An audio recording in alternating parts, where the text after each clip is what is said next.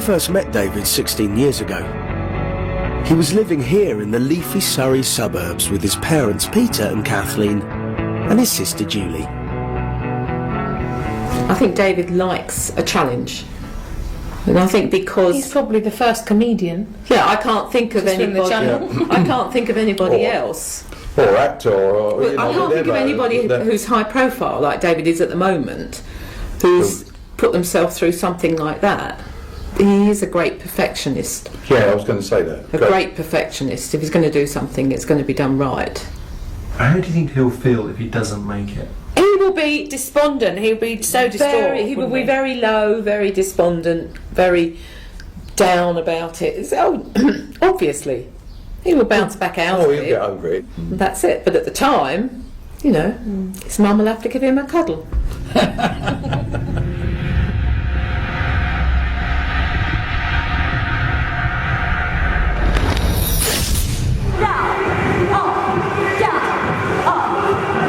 David's about to start a new phase of his training programme. No, not that. Well, it's good motivation, and if we get bored, we can always join the aquarobics, can't we? Greg wants David to concentrate on his technique and endurance.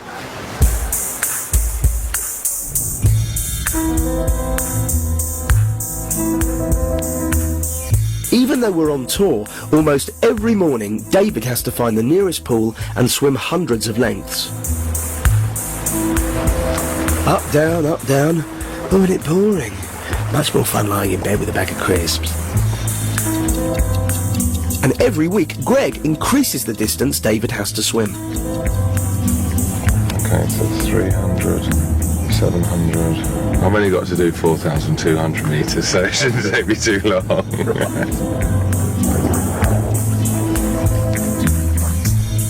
think when the guys first came to me and said that what David suggested he wanted to do, frankly I thought there's absolutely no chance. For me it's an incredible feat.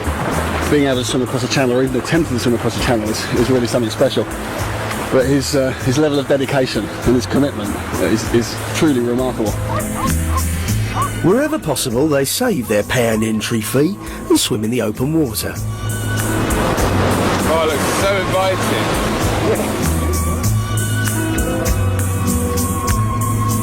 Morning, afternoon, two ladies on a bicycle, not men. Then it's straight back to work, writing and rehearsing new material. I tell you, I'm feeling very naughty today, Emily. Shall we invite another rough handyman round? No, not today, Florence. I've got one of my heads on. You go up and have your bath. Greg's even got him swimming in the dark. This is the worst so far. There's no visibility in the water, and effectively you are entirely isolated. And really all that's running through your head is, what's beneath me? Ooh. I wonder what's lurking in that pitch black water. Last year they caught a mako shark off the end of the Brighton Pier. Is that dangerous? Yeah, it's quite a vicious one, that. Our tour takes us to every corner of Britain. I'm actually quite surprised you agreed to come here to Edinburgh tonight, to Liverpool tonight, to Nottingham tonight, to Bournemouth tonight, to Sheffield tonight. Liza? Well, you always said you hated Bristol.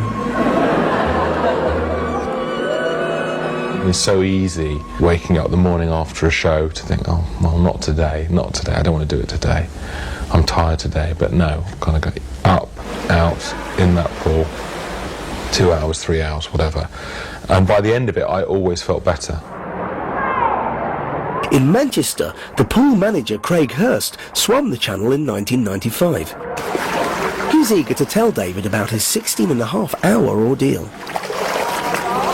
When I started, it was 5:30 in the morning, so I was in pitch black going in. So you swim in darkness into the light all day, and then darkness comes back down again. It starts to get a bit scary, and you're kind of swimming along, and you can't see anything. All you can do is you can smell France coming. You can actually smell the seaweed, garlic. Right. I ended up swimming until I hit rock. I hurt my shoulder, which still hurts a bit today. Really? The problem was that the fumes from the boat were coming out as well, so Tide was against me, storm had come in, my fitness started to go. I lost nearly a stone on the day, and that's purely dehydration. It was them saying that I couldn't do it. I had to prove to them that I could, and I did. Well, it's pretty scary, that's the thing. It's actually like, it's not an entirely pleasant proposition, because there's just that bit where it's just sort of endurance, isn't there? Which is, you know, I think you can imagine getting in and imagine getting out, but there's a bit in the middle. Oh, God. No matter how daunting the task, David is still determined to see it through and raise as much money as possible for sport relief. When you're in Ethiopia, it's so emotive being there that you'll agree to do anything to help the people that you've met there. We went to this orphanage. There was all these little girls there, and they did this song for us, heads, shoulders, knees and toes.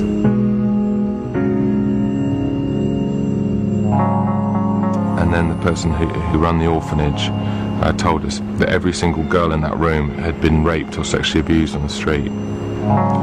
And it was like someone had put a dagger in my heart and twisted it. I was just so upset. And you know, when I think about what I'm trying to do, I do often think about those little girls and think about, I don't want to let them down, you know, I want to do all I can for them. And I think if I can raise enough money, you know, to keep that orphanage going for a few years, I'd be really happy.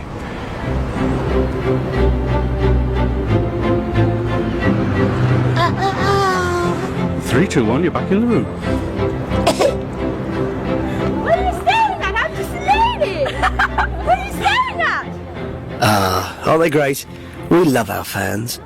But some Little Britain followers actually follow us.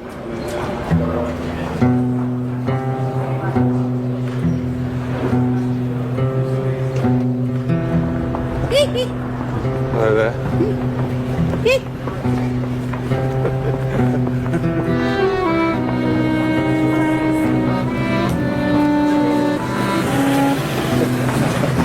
It's still funny, it's a bit scary.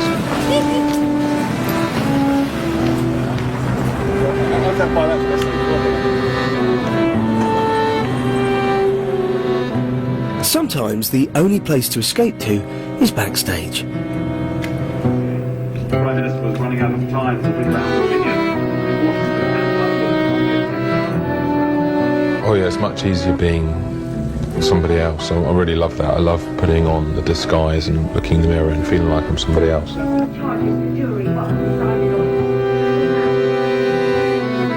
I see people doing normal jobs and I think, oh, I'd love to be playing that role of receptionist or whatever. I just think, oh God, that looks great. Anything other than being me would be nice.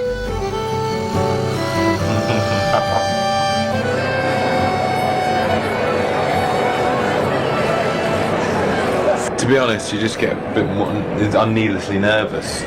The more time I spend up there hearing the audience taking their seats, the more nervous I'm going to get. So I might as well not hear it. It's a horrible noise in a way. It's just the noise of people, but it's just... What's a terrible sense of foreboding about it.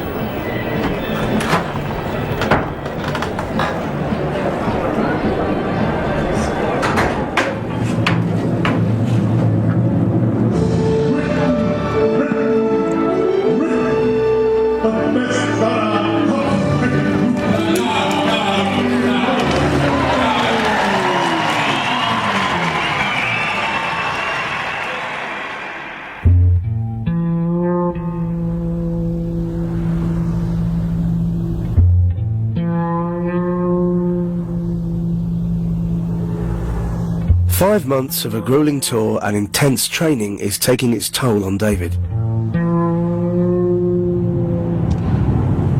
Oh yeah, I'm just knackered. I've got nothing left to give. But at his most tired comes his toughest challenge yet. Tomorrow morning, Greg's plan is for them to try and swim from Portsmouth to the Isle of Wight.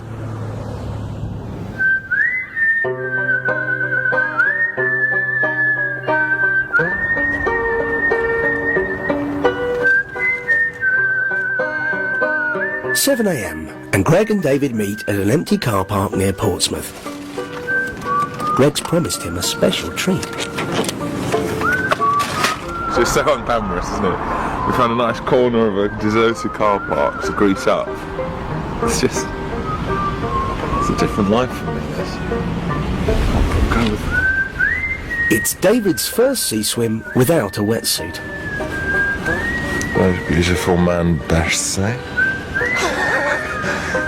Greg slaps on grease to prevent any nasty chafing on his baby soft skin.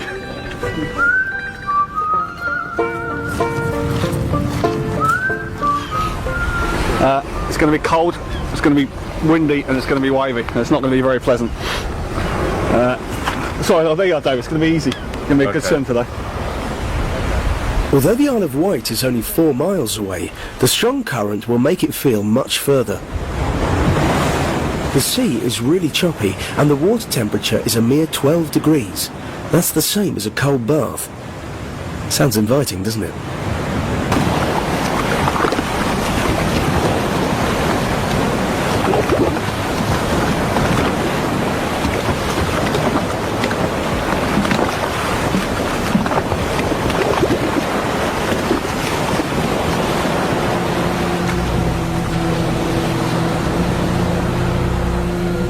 You start thinking about it the whole time. You think, I want to get out, this is really cold, this is really unpleasant, I want to get out.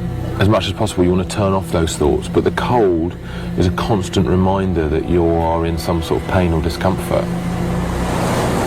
Halfway across, David stops for a drink from the support boat. But Greg is in trouble. You okay? Not really, No? It's rough. Greg is suffering from the cold and is desperate to get out. How are you doing, David? I'd like to carry on, but where are we going? What, towards that beach? Yeah. You put a suit on, Greg. An emergency.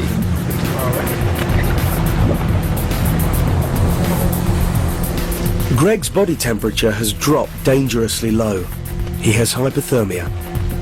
If he doesn't warm up fast, he'll need an emergency airlift to hospital.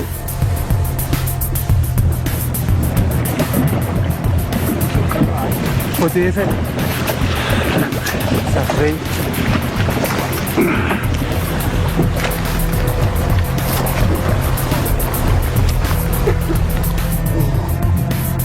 Do you feel like you're warming up now? A little bit.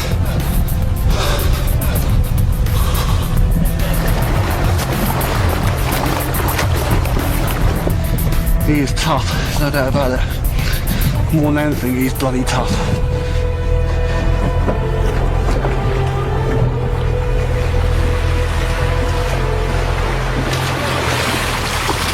That was really hard.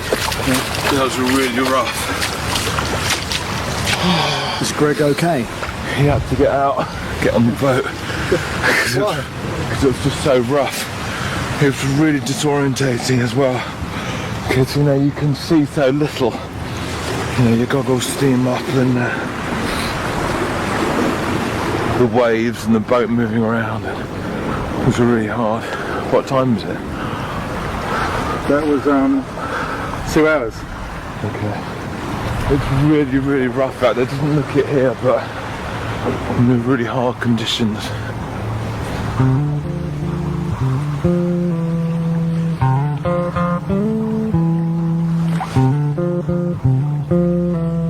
I've got to keep telling myself, you've got to get this done. I was saying to myself, be a man. You've got to do this. Be a man. Without that, I'd have got out and given up.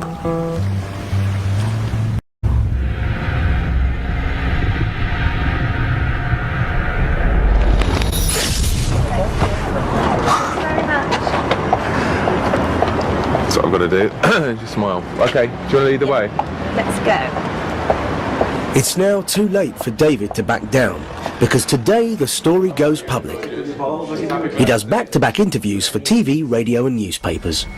Well, David, the threat of hypothermia, exhaustion, being stung by jellyfish, whatever possessed you? The reason is, I was actually in Ethiopia last year with Comic Relief, and the chief executive of Comic Relief, Kevin Cahill, said, "Is there anything you've ever fancied doing?" And I thought, well, it's Sport Relief, I've got to do something sporting. It's an adventure, that's how I'm looking at it. All you do when you reach France is take 3 steps and then get back in the boat and go back to England. So I'm not going around the hypermarket and buying camembert and, it's a Pied d'Or. If someone had sat me down on day one and said, "You're mad, it's really cold, it's too far, there's jellyfish, you've got to swim through turds," I go, forget it. I'm not crazy. Apparently the jellyfish can be huge as well, like... All right, don't rub it in. Sorry. So 6 people have died. Did they Well, I knew some people had died, but I knew some people had just set off on their own and they died. Confident? Terrified. He's certainly starting to feel the pressure. 11 months ago, it seemed like a long way away, and it's really starting to hit home how difficult this challenge is going to be. You know, Comic Relief is starting to ramp up. He knows that there's an awful lot of money at stake here, and that pressure is really starting to get to him. This is Richard and Lucy, and in... Yet under all this pressure, David still finds time for the ladies. Thank you very much. You get a clap from us. Thank you very much. Well, I'd love to get the clap from you as well. She's naughty. She's naughty. Spank. And you can get the tickets direct. Thank you very much for 6 Trent FM. What are you doing then? I was doing so to the camera. What would you like to go for, David? I'd like to pick a song for Lucy. Oh. And it's James Blunt, You're Beautiful. Trying to flirt with me or what? It's great to see David so cheerful at such a stressful time, but I know that deep down he's really a bag of nerves. With less than a month to go, David seeks help from his old friend Paul McKenna, Britain's undisputed second best hypnotist. Hello! It's Kenny Craig. Hello, how are you? Look into my eyes, look into my eyes. Come on in. Where do you want me? Okay, so how can I help? Well, you can use your magic powers, hopefully. I suppose to make me sort of forget about maybe the cold and the distance, because it's hard when I'm in the water. Sometimes I think a lot of negative thoughts. So it's the idea that you could become too tired or too cold. And I think, from what you've said, that will happen at some point. Relaxing all the muscles in your body and counting backwards in your mind from 300. 300, 299, 298, 297.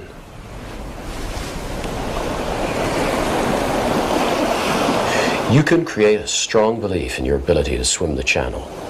You can go beyond what you thought was possible before. You are physically stronger, psychologically stronger. You can do it. Just like the mountain climbers, that as soon as they reach the peak, want to keep on going. Even though you were tired, you kept on going. Watch a movie of you now, swimming that channel. Stronger and stronger than you are right now. More determination and self-belief, more tenacity. Have that new belief from now onwards and integrate it into your ongoing experience only at a rate and speed that will be acceptable to you can do it. And very soon it will be time to awaken from this experience. You are stronger, you are more tenacious, you are more motivated, you are more optimistic.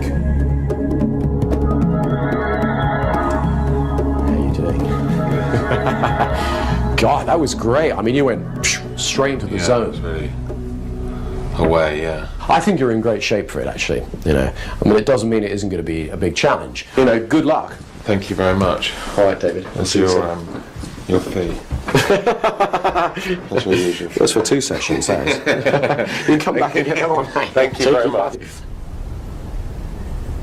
Hopefully Paul's magic has worked, because the next day David must complete a swim of 8 hours in order to qualify for his channel attempt. He has the option of doing it in a quarry near Llandough Brevi or the picturesque Croatian island of Privich. Bye, fans. I never knew Wales was so pretty.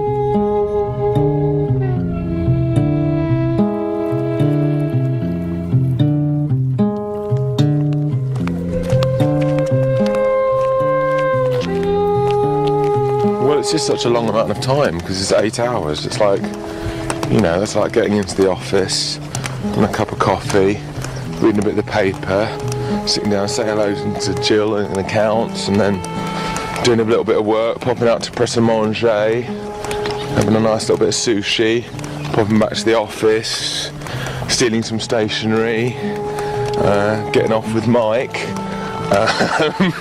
and then kind of nipping out, buying the evening standard, having a cup of tea and a Kit Kat, and then going home. And that's 8 hours. It's like, 8 hours swimming. No thanks.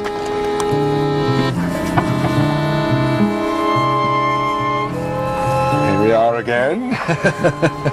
Lovely. I had to do an interview yesterday for Scott Mills on Radio 1, and I said maybe they should run a competition to see who could grease me, and someone has already pledged £1,000. Do you know what? They can have it. They're going to pay me £1,000. How are you feeling, David? A bit nervous.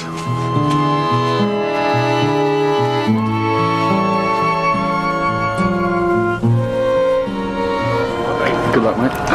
Enjoy. See you in a bit.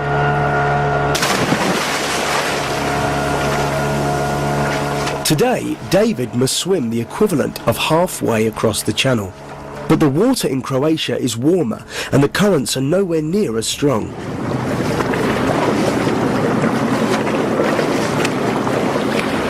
That's it, Dave. Keep it there. Nice and relaxed. 8 months ago when David came to us, he could swim a mile, just about. Today, we're going to be attempting 24 kilometres. So it gives you an idea how far we've come in 8 months. But this is the crucial moment, because we're only 4 weeks off of the attempt. There's not a great deal more that we'll do after today's swim. So this will really tell us whether he's going to make it or not. Channel swimming rules state that you are not allowed to touch any part of the boat during the crossing. So Greg practices feeding David with a pole. Oh, delicious wafer. Oh, thank you so much, Professor. You've been blessed. The stroke's looking good.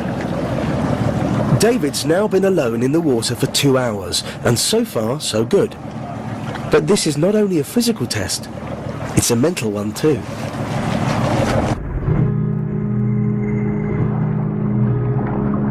It's really strange being in the water for long periods, because it's such an odd environment. You really are alone with your thoughts. I'll try and think as much as possible about pleasurable things in my life. You know, my friends, people I love, happy experiences, songs that I like, going through people's hits, going through films I like, trying to remember scenes, trying to remember the order of the scenes in the film. I try and really suppress any negative thoughts. There's just something so scary about something coming from under the water and attacking you. So your mind does wander, even you have all these irrational thoughts. David, we need to just up the pace a little bit, yeah? In order to make it onto the beach in 8 hours. Everything okay? Yeah, I'm just so tired. Hold my top off. 4 hours in, and David is flagging. This is the furthest he has swum in his life, yet he hasn't even passed the halfway point.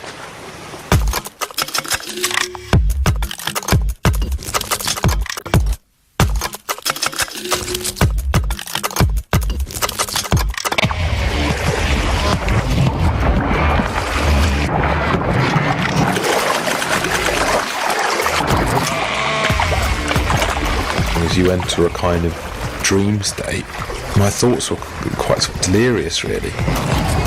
My brain felt like it kind of melted. Why are we here? What are we doing? Am I dreaming this bit? Weirdly, I even got some sort of anxiety that was like a paranoia that people on the boat were sort of talking about me. And to think that 8 hours has passed and you've just been doing front crawl for that long, it's just the strangest thing. The strangest thing. 8 hours and 24 kilometres later, David emerges to the hardest earned applause of his life. Fantastic, mate. How you feeling?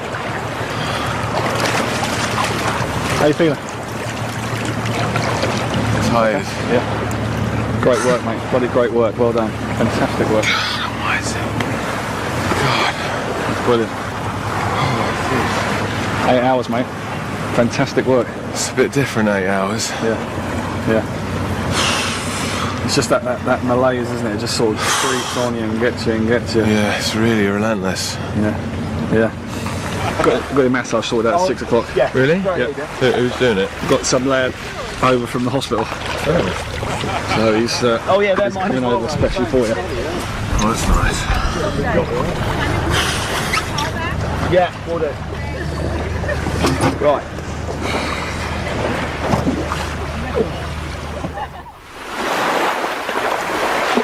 Back at the hotel, David's masseuse has arrived and is eager to start work.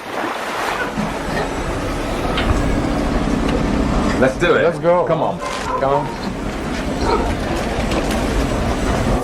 Even that's painful. Oh.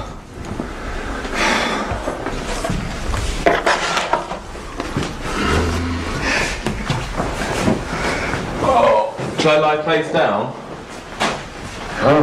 Face down? Like this? Like this or like this? Yes.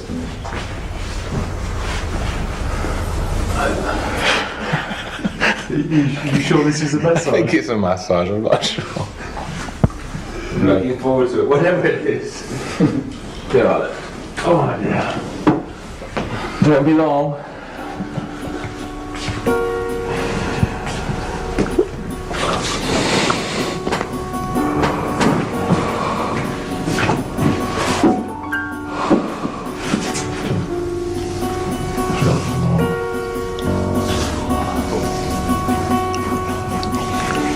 Well, we'll leave you boys to it then. Please.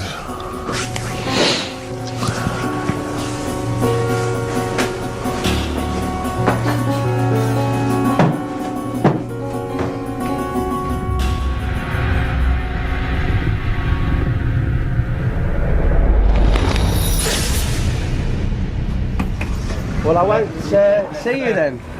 So very best of luck. It's time for me to say goodbye to David as he's staying in Dover until the swim. With all the effort he's put in, I really hope he makes it. I'll miss the smell of chlorine though. Yeah, you'll be fantastic. Good luck with the rest of your career. Thank you very much. I've always wanted to meet you. It's lovely to meet you at last. Yes, yeah, but no, you'll be fantastic. Okay, we'll see. You look even smaller than me now because you're not standing on the curb. Don't forget to take a towel, because it's very wet. Okay. All right, good luck. All right, well, I'll let you know how it goes. Yeah. I'll speak to you anyway. All right, I'll speak to you. God bless. Bye-bye. Everyone I meet says, oh, you've swum this channel yet? You've done it yet? And when you're doing it, good luck, mate, and all that. And that's great. But I just feel like sometimes I've just forgotten about it for about 5 minutes and I'm doing something else. And then someone reminds me of it and I go, oh, God, I've got to swim the channel. I'd forgotten. The training is over. David's done everything he can to prepare himself. Now it's time to survey the challenge ahead.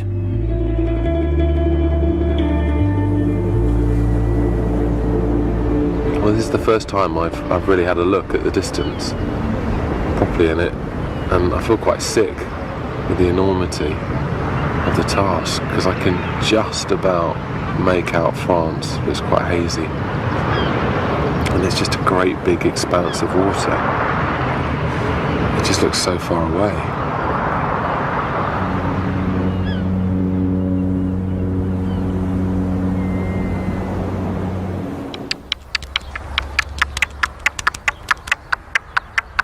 For the last 3 days, David's been on tenterhooks, waiting for the go-ahead from his boat pilot Reg.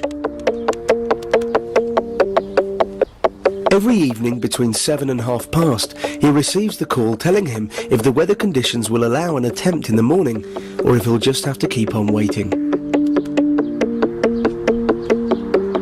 He knows we're doing it or not, but he's just keeping the suspense. He's just reading the book or something, picking his nose, watching a bit of telly, just going, oh, we'll just let him wait. Oh, God.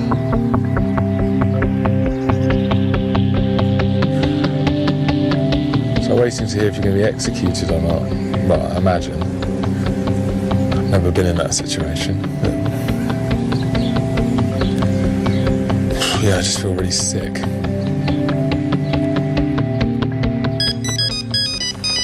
Hi, Reg.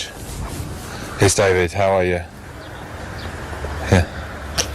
We're going for it. Okay, brilliant. Thank you very much. All right. Bye. Bye. He wants to do it tomorrow. I could do with another day. No, it's happening tomorrow. So yeah, he was a bit late, really. 7:39. Could have called earlier, but yeah. Okay, I feel a bit more relaxed now. Just need to get a taxi back to London and run away. Imagine if I did that.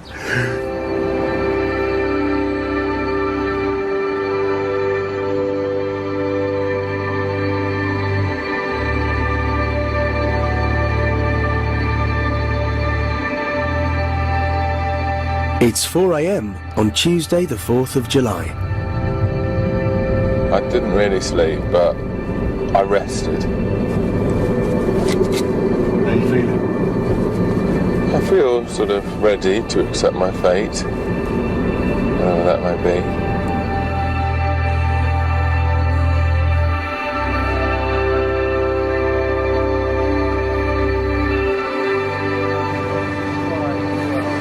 David's being taken to Shakespeare Beach near Dover, where he'll start his attempt at 5:30 a.m. to catch the outgoing tide. I bet he's terrified. Remember, let's just keep that pace when you're out there, mate. Nice and relaxed. When you get those dark hours, try and think, you know, as the arms start to hurt, which they will hurt, think about something else to try and distract yourself. Let's pop those arms up. So you better not let me give up. Mate, you won't be giving up, not while I'm on this boat. The absolute key is this initial pace, that first hour, 2 hours. But get into that metronome, get into that rhythm as quickly as you can, yeah? Good luck, mate. Go on, mate. You'll do well, you'll be okay. You're in good hands. The channel swimming rules dictate he must start from the shore.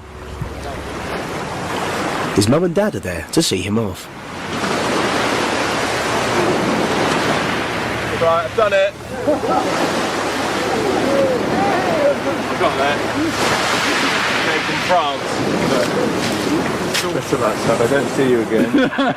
You've been a very good father. You've been a wonderful mother. Just go.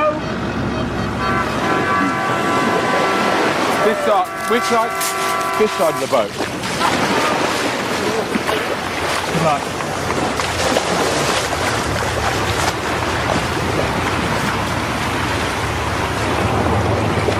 When David sets off, the French coast, 21 miles away, is nowhere to be seen.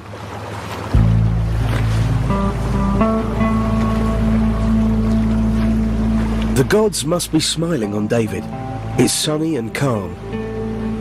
But in early July, the sea is still a really cold 15 degrees.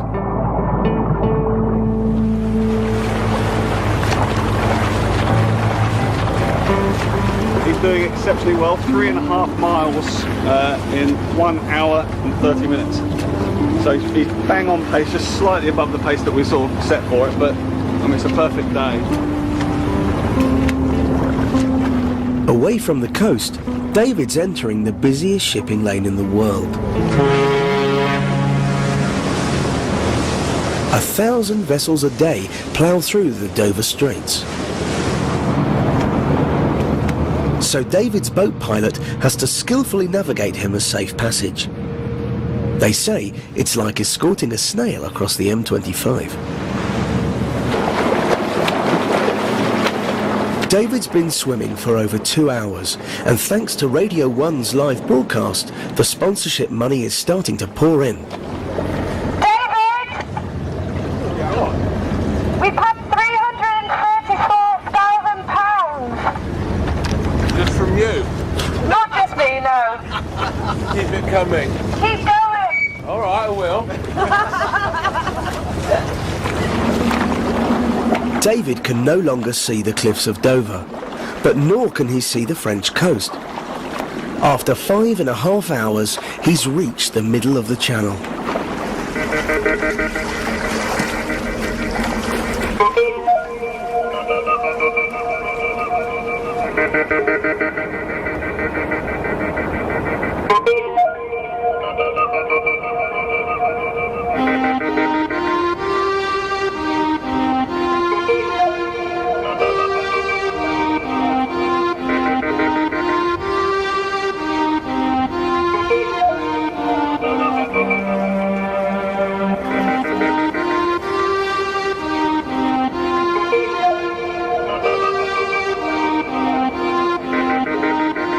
Although it's a place of incredible beauty, it's also a place of incredible sewage. And David's heading right for it.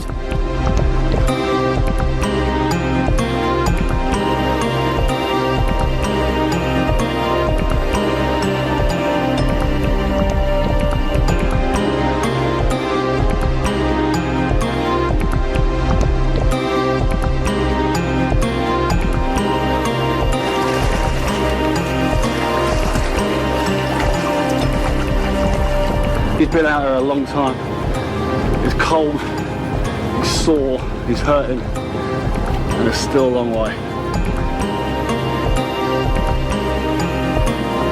How are you feeling, David? Stiff. You're doing well. After 7 hours in the sea, David's shoulders are seizing up. He's not allowed to touch the boat, so he must try and stretch whilst treading water. Well, I mean, he's completed somewhere in the region of about 50,000 strokes. He's burnt off 15,000 calories, and right now he's running on empty. He's on autopilot as we go across here.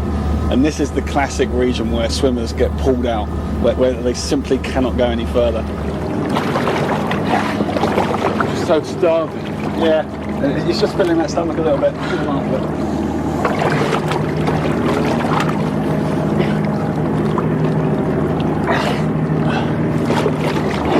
See you, mate. Looking fantastic.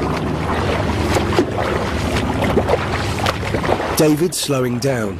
He's only got 2 hours to make it to the French coast.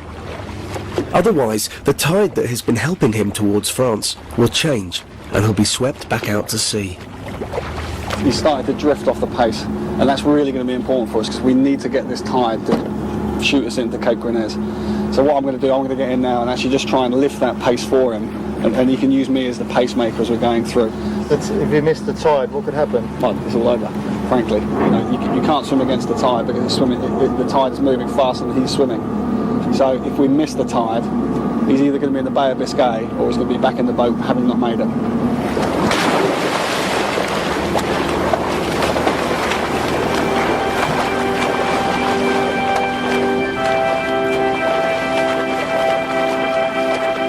With Greg swimming alongside, David begins to pick up speed.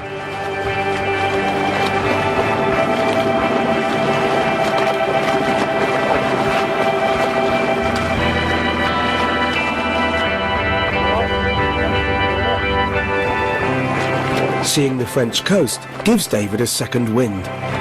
He is flying now, flying. He's absolutely on fire. And we can look at that, I mean, he can taste the coast. He's almost made it.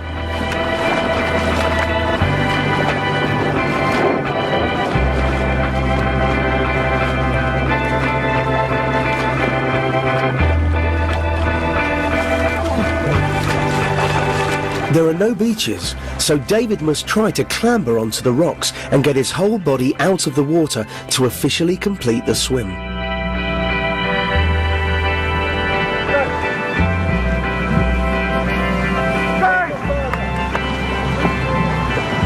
We've You need to mount the rock to get out of the water. With no strength left in his arms, it's painfully hard to pull himself out.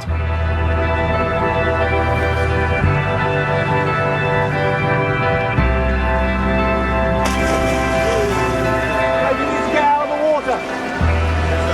You need to get out of the water.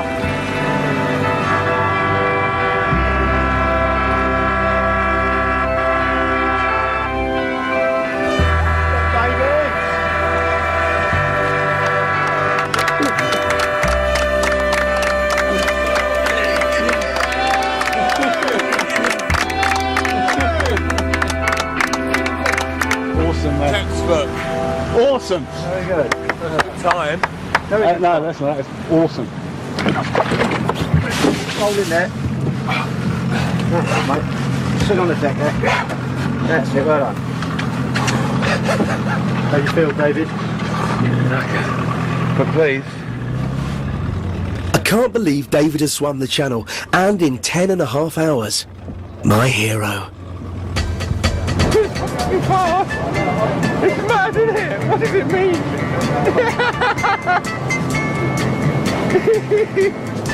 How did I manage that?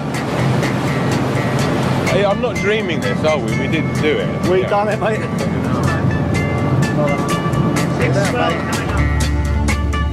Back in Little Britain, the good news has already spread.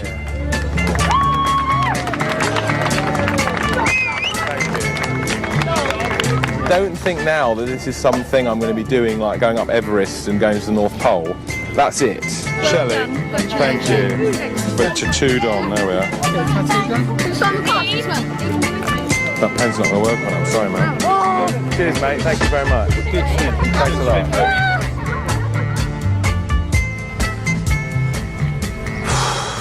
I did it. Little old me! I did it! I swam the channel! Gotta lie down now.